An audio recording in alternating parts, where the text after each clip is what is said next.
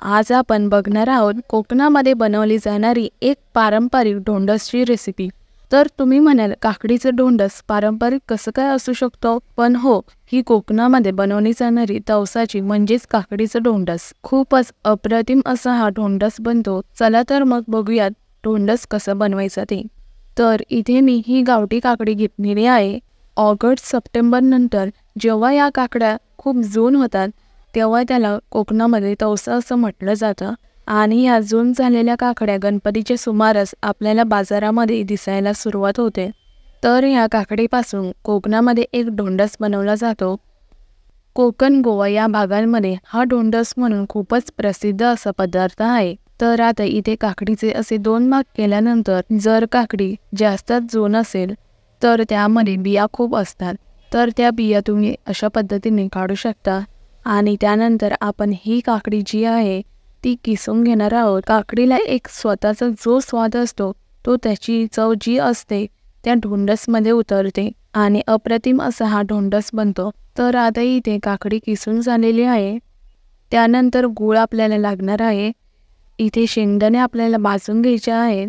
मी इथे तांदळाचा रवा घेतलाय।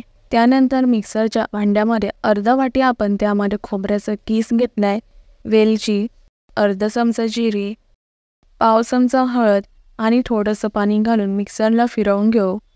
आता इथे एका टोपात 2 टीस्पून तूप आणि 1 वाटी गूळ घालून गूळ यात विरघळेपर्यंत मिक्स करायचा आहे। गूळ पूर्ण विरघळला की मग आपल्याला यामध्ये काकडीचा किस घालून हे सर्व एकजीव करून घ्यायचं आहे।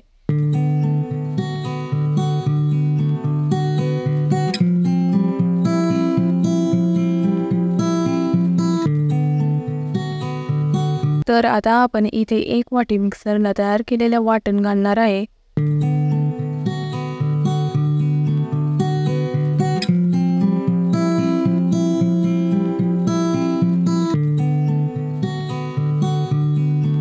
त्यानंतर भाजलेले शेंगदाणे आपण थोडेसे त्याची भरड केलेली आहे। तर हे ढोंडस बनवण्यासाठी लागणारे सगळं साहित्याचं प्रमाण मी डिस्क्रिप्शन बॉक्समध्ये दिलेलं आहे। तर हे छान व्यवस्थित मिक्स करून घेऊया। चवीपुरता आपण ह्यामध्ये मीठ ॲड करणार आहोत आणि ह्यामध्ये थोडंसं पाणी घालून मिक्स करून घेऊ।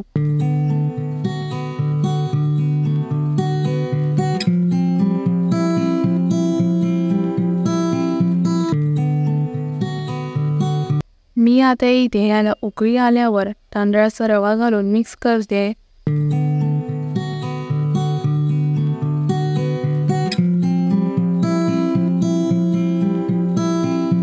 तर तुम्ही बघाल हे छान व्यवस्थित मिक्स झालेलं आहे। आपण जे इथे काकडी किसून घेतली होती त्याच्या पाण्यामध्येच आपला तांदळाचा रवा जो आहे तो आपल्याला फुगवून घ्यायचा आहे।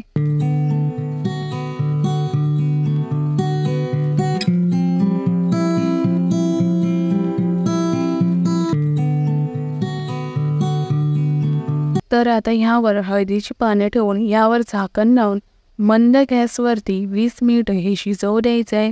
पण हे शक्यतो रात्री करायचं म्हणजे ते आतल्या शिजलं जातं। आता दुसऱ्या दिवशी सकाळी हे आपलं छानपैकी ढोंडस तयार आहे। परफेक्ट असा हा ढोंडस तयार झालाय। तर हा ढोंडस तुम्ही नक्की करून बघा। ही पारंपरिक रेसिपी आहे। तर तुम्हाला माझी आजची रेसिपी कशी वाटली हे मला नक्की सांगा। तुम्ही आजपर्यंत बघाल मस्त शिजलंय आणि कमेंट्स करून सांगायला मात्र नक्की विसरू नका।